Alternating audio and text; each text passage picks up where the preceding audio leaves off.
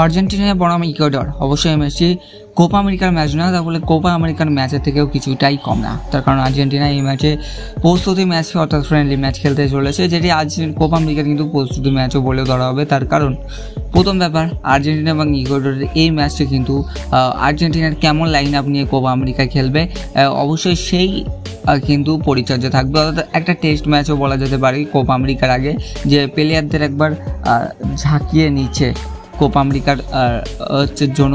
যেখানে আপনাদেরকে একটা কথা বলবো যে আর্জেন্টিনা অবশ্যই ইকুয়েডরের সাথে ভাই এই ম্যাচটি কিন্তু আপনারা বাংলাদেশের সময় অনুসারে একদম ভোরবেলা দেখতে পাবেন 5টা থেকে অবশ্যই খুবই খারাপ ব্যাপার, কারণ ভাই 5টা থেকে আমিও দেখতে পাবো না, সত্যি বলছি 5টার সময় ওটা এখন একটু অসম্ভব হয়ে যাচ্ছে।